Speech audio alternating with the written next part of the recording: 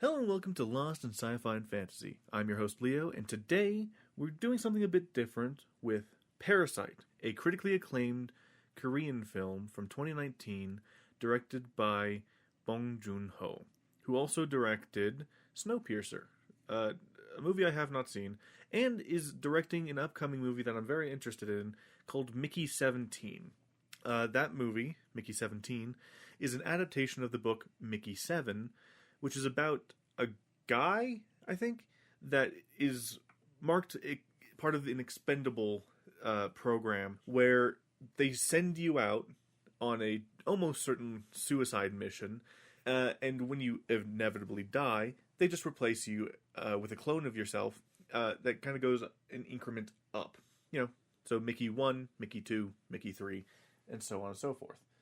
In Mickey 7, he finds out that while out on a mission, they just kind of presumed he was dead and already made a Mickey 8 by the time he gets back. So, it's interesting. And the concept for Mickey 17 is kind of, it's the same concept, but further down the line, which I find very interesting. Anyway, as for the movie that we're talking about today, before we get into it, actually, some minor updates to everything in general. Since I cannot stream for the foreseeable future, I will be actually doing a pre-recorded series that I'll be posting on YouTube once a week. That series, to help fill in, the content void that has been happening in between things. So the series is a little bit niche for me.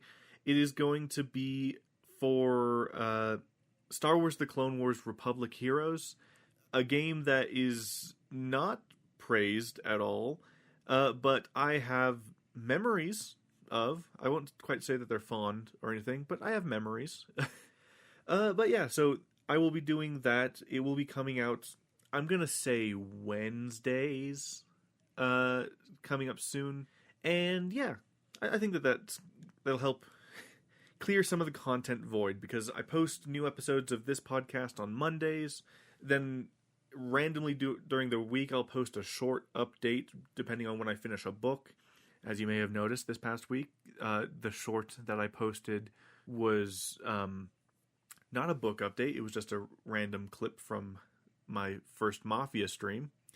So yeah, things I'm trying to help get more content out there for y'all to actually enjoy during the week. So Mondays will be the new episode of the podcast, and then Wednesdays will be a new episode of Clone Wars Republic Heroes, and then sometime during the week will be shorts. I'll be doing the new series, I'll be able to do shorts on that series, as well as the shorts for the book updates. As for this week's book update, I'm currently recording this episode on Friday. I will be posting it on Monday, but I'll be doing the update recording on Sunday to try to have as close up-to-date information for you guys as I can. But there is a small problem. Currently, where I'm at on Friday, I am not even halfway through the book. I need to try to finish the book by the time I record the update on Sunday. So I'm in a little bit of a pickle. I'm going to try my hardest, but it's not going to be easy. But we'll save that, and you'll find out whether or not I'm successful in the update later this episode. So that's going to be fun. Anywho, with that out of the way, let us go ahead and get into Parasite. So my history with this film is not a lot. My history with Korean cinema in general is very sparse. I've only really watched Old Boy once ages ago, and it was because I was really interested in the hallway scene, which it's quintessential cinema. It's very cool. But yeah, so I hadn't really watched many or really any Korean films other than that. I'm interested in Snowpiercer, which they turned into a TV series, funnily enough. Anyway, that's beside the point. My experience with Korean cinema being limited as it is, currently now 2 data points, both of them end kind of weird, and it's kind of hard to explain. But generally, their premises are fairly simple at the start. But anyhow, let's go ahead and get into it. So with Parasite, it revolves around this family who are quite poor. None of them have jobs. They have to scrounge for Wi-Fi, and they get paid to make pizza boxes at a dismal rate. But they are relatively clever in their persuasiveness, their conversation, their, tactics. They're all quite smart and talented at what they do. So, I'm just going to call them by their placement in the family. Because for a good chunk of the movie, they don't really go by their actual names. The son goes by Kevin, and the daughter goes by Jessica. And then I think the mother and the father go by their actual names. Maybe, I'm not sure. But again, we'll get to that later. So the son is able to talk the pizza delivery people into potentially giving one of them an actual job at the pizza place to hopefully get more pay.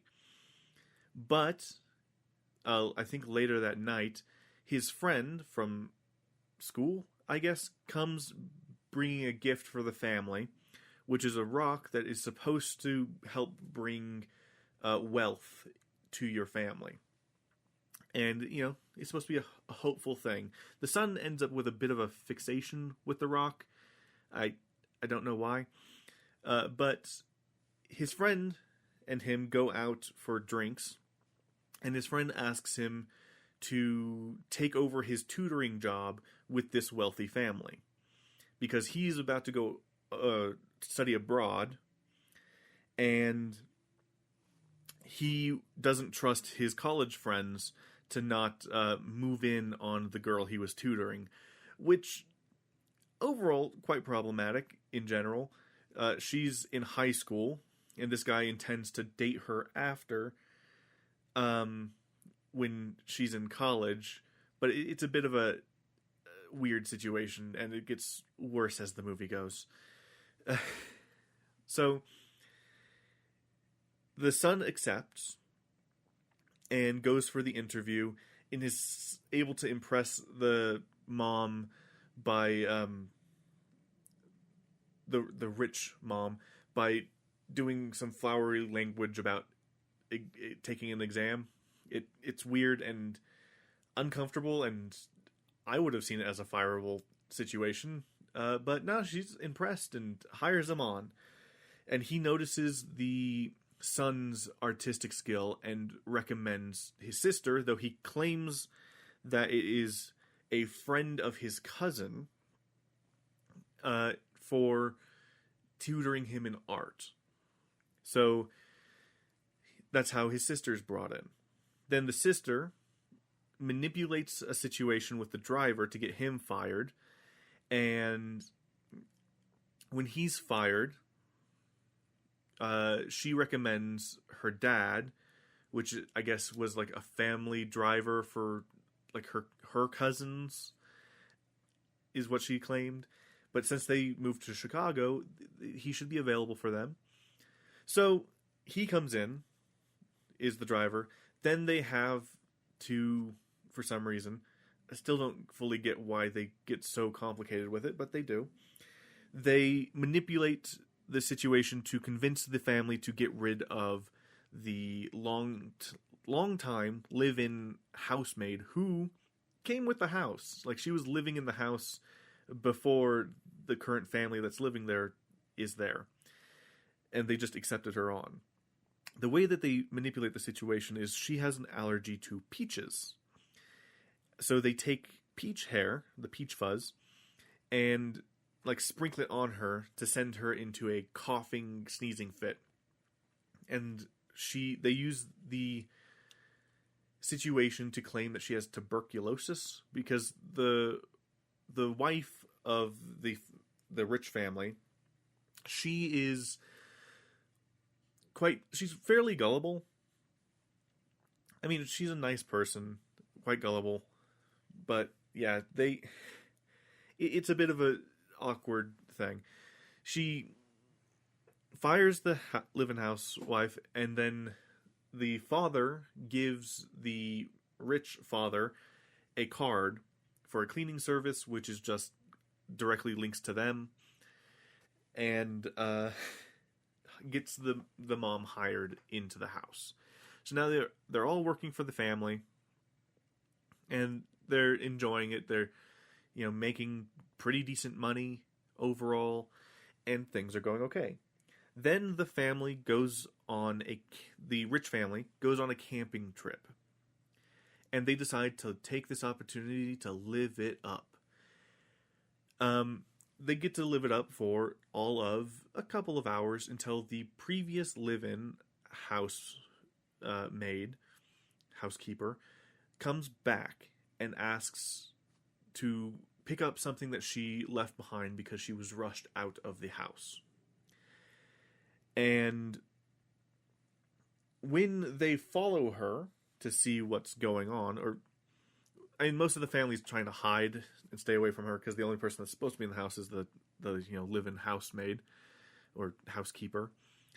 And so the new housekeeper, the mom, follows her into the basement where she's trying to push a cabinet to the side. She helps her push the cabinet over, and behind it is a door. Behind that door is another sub basement, which is put in because a lot of rich people have these secret basements in case of a North Korean attack, which, I mean, sensible. But this family doesn't know about that. Because the previous housekeeper was very close to the original designer of the house, who lived in it for a very long time until I think he died, and then it was sold to the new family. Fun. Anyway. So they discovered that the previous housekeeper was keeping her husband in the basement because he was on the run from loan sharks.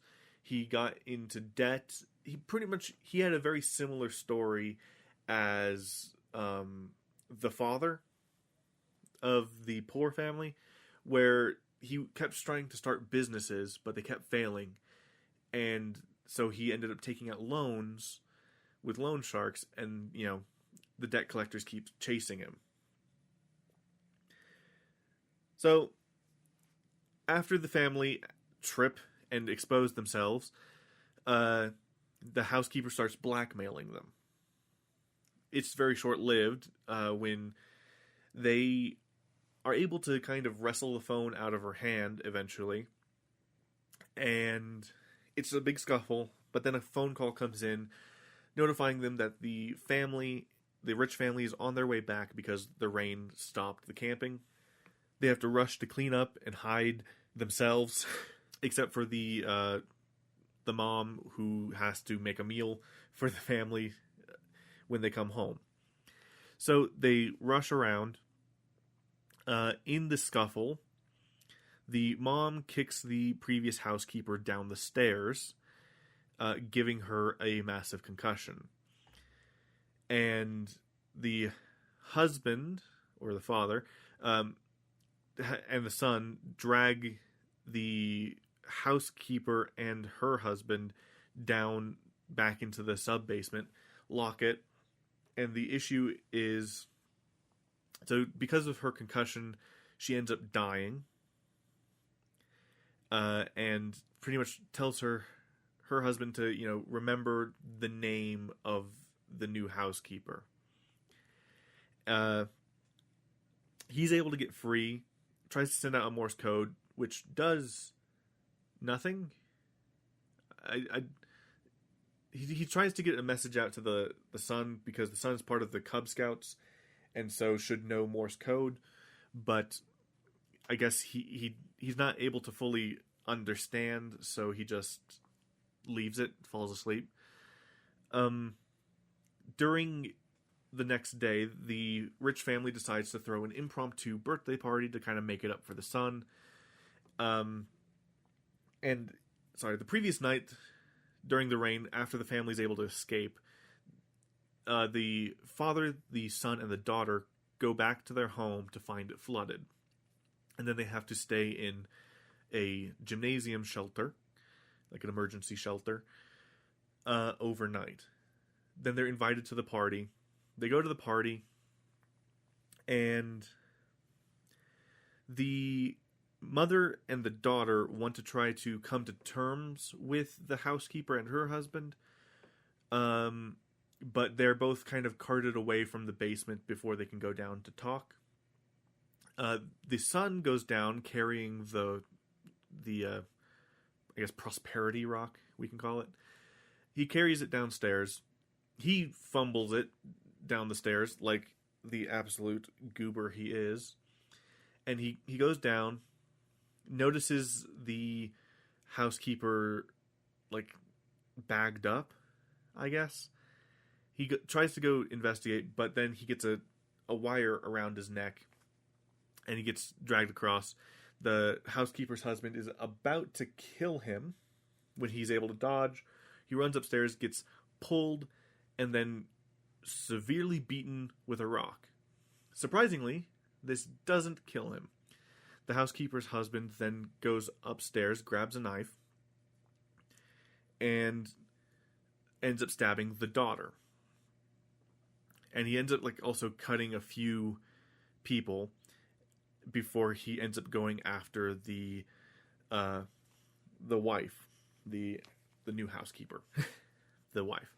He goes after her, and he's trying to stab her, but she's able to take a shish kebab and stab him with it, escaping with a few cuts. During the scuffle, because the son has this weird traumatic backstory where when he was relatively young, he went and snuck his birthday cake, and he saw what he thought was a ghost. It was the housekeeper's husband coming out from the basement to try to get some food, but he thought it was a ghost, and he kind of started freaking out. This happens again when the housekeeper's husband comes out and stabs the daughter. And there's this kind of through line about the poor family having a kind of smell to them, because they live in a sub basement thing, or like a basement apartment. They have a bit of a smell to them for some reason. I guess I kind of get it, but not fully. But upon seeing the rich husband's reaction to the smell of the housekeeper's husband, the father picks up the knife that the housekeeper's husband was wielding and stabs the rich father, and then just kind of wanders off. So after he wanders off, the son was rushed to the hospital by the rich daughter, which he had formed a relationship with. So it's skeezy in two ways. He's about the same age as his college friend, or his friend who was in college, who went abroad. He's about the same age. So it's the same issue, except for I think he took it further than the college guy did. Not great. Two, he betrays his friend by doing exactly what his friend was worried about. So a bit of a double scumbag move there. But, anywho, she is able to get him to the hospital, and he has brain surgery and is fine. The daughter, having been stabbed, dies. She bleeds to death. It's not great. The father disappeared, and the mother is fine. though, you know, she is not, she's very depressed that her daughter died and whatnot. But yeah. So it turns out that what the father did is he immediately went back into the house via the garage, went up and then down into the sub-basement that no one knows about. So he just hid out there. He struggled until because the family, the rich mother, rich daughter, and rich son left the house, obviously, because it's where their husband / dad died. So they ended up leaving the house, and it stayed vacant for a while. And the father, you know, had to subsist for a while until a new family moved in. When they did move in, he was able to, you know, eat better. Though the new housekeeper stayed in the house. Newest housekeeper stayed in the house 24 hours a day, so he had trouble sneaking food. He writes to his son detailing this, using the same method that the housekeeper's husband used to try to communicate with the father and the son of the rich family. Morse code. Through a light. The son, going up the mountain to watch the house every so often for some reason, noticed the Morse code, wrote it down, and was able to translate the letter. Then he writes his own letter, though how he planned on getting it to the father, I don't know. But he somehow did, or maybe didn't. It's kind of left vague. But he details that he has a plan. He's going to earn enough money to eventually buy that house so that he can, you know, come out of hiding. And that's where the movie ends. The flash forward, I guess, scenario, I think, is just the detailing of the plan before execution, because his father has a bit of a speech beforehand that making plans doesn't go well. So the best plan is to have no plan. But yeah, so I don't know how the son intended to get the message to his father. I don't know if the scene that we saw was meant to be like like what they do with heist movies, where they'll detail the plan and it'll show you it being executed, and then it actually it's done, kind of thing. I don't know, but that's kind of the vibe you get. Anywho, that's the film overall. I think it's interesting, but it's not really fully my cup of tea.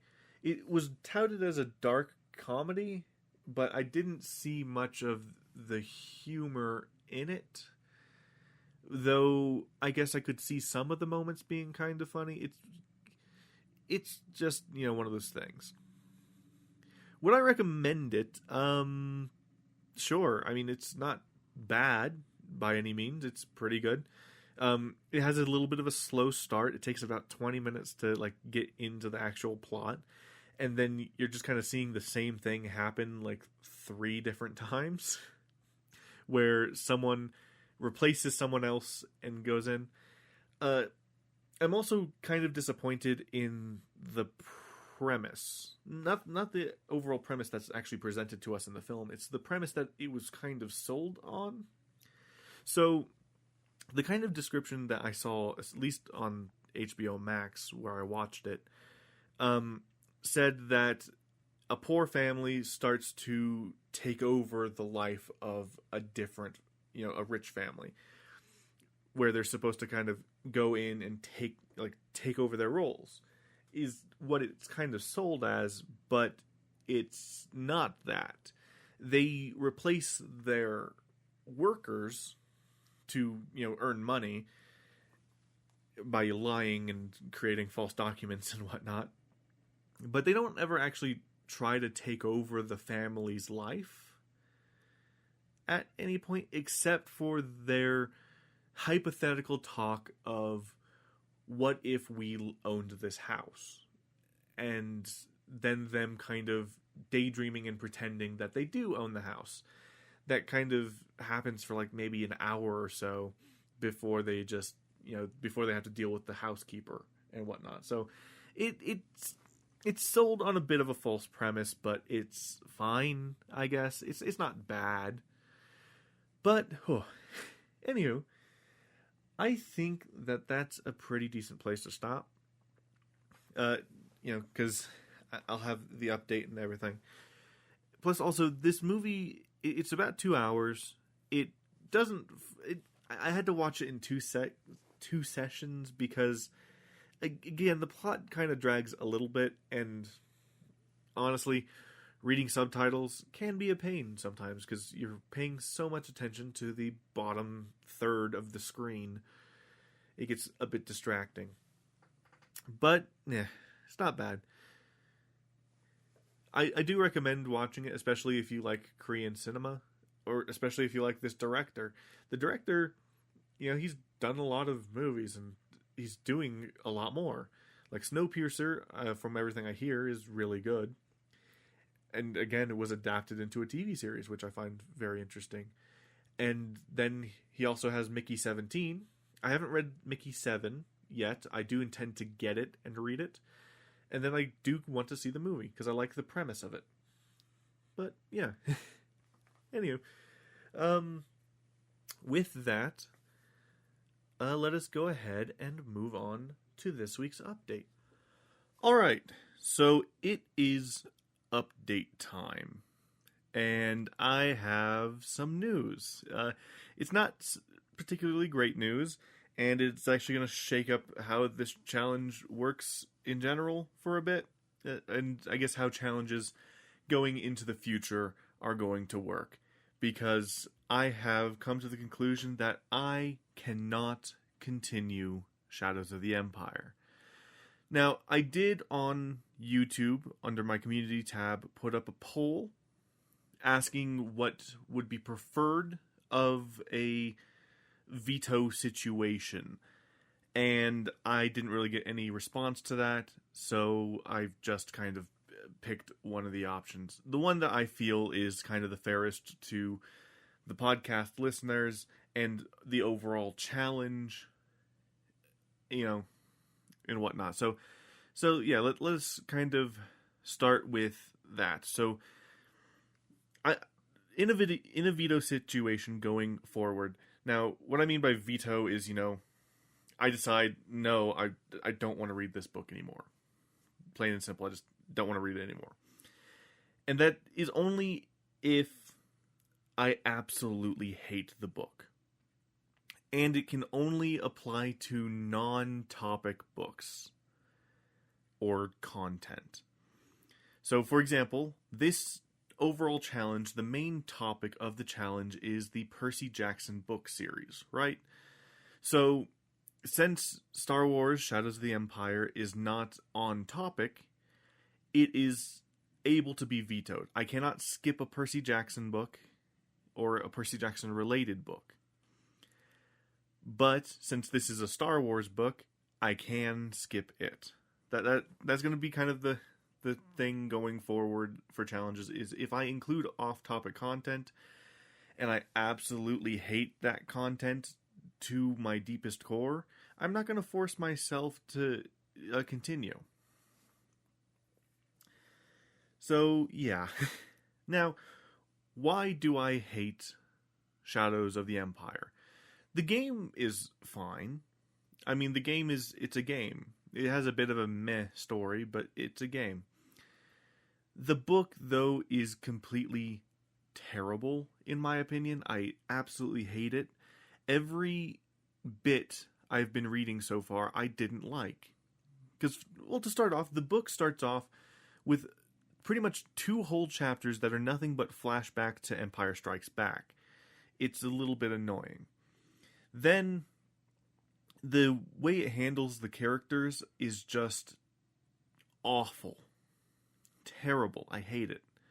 I just cannot continue reading it. So basically, it takes Leia, who I feel is a strong, powerful character that's, intelligent, deadly, in her own right. She can handle a situation on her own when she needs to, right? This book decides that, nah, she's too distracted by her feelings and whatnot. No, that's not Leia. She is able to focus on the end goal of, defeating the Empire more than anything. Like, I understand that they feel that that the story would be interesting and whatnot, but no, it's just not. It turns some of the best characters from the movies into complete assholes, or just completely shits all over them. Like, Luke becomes a complete douchebag, shows off for no one in particular, brags to himself. Like, that's not Luke, and I don't see him learning any kind of lesson. No. Vader is a whiny, teenager, pretty much, in this, because he knows that he can't kill Prince Shizor, but meh. So he goes off and broods in his room. Like, oh, come on. And the battles suck. Nothing is terribly interesting about the battles. They literally go into the battles, and then sometimes they just kind of skip over the battles and just move on because Vader's bored. It just isn't good. It sucks. It hurts. And what they do to Leia and Luke and their inner monologues is a travesty. I don't know how people like that, except for maybe nostalgia for when it was first coming out. I can understand when it was first coming out in the 90s, the hype around it. It was a big publicized event, and people were excited about it. I understand. And they might look fondly on the experience of it coming out, but I think looking back at Shadows of the Empire, especially now with modern sensibilities, I know the mid to late 90s isn't that long ago, but sadly, if you look back that far, you realize just how different things are. Heck, if you look back as far as just the early 2000s, you see just kind of how bad things are. And you could still even look around now and see how bad people individually are.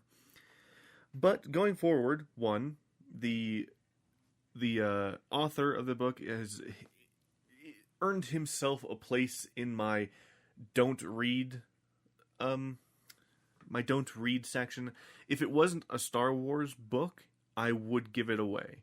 I've only done that for one other author so far, and that's Ernest Cline. I gave away Ready Player 1, Ready Player 2, and Armada. I gave those away. If this wasn't a Star Wars book, it would go the same way. I hate it with every fiber of my being. But what are we doing going forward then?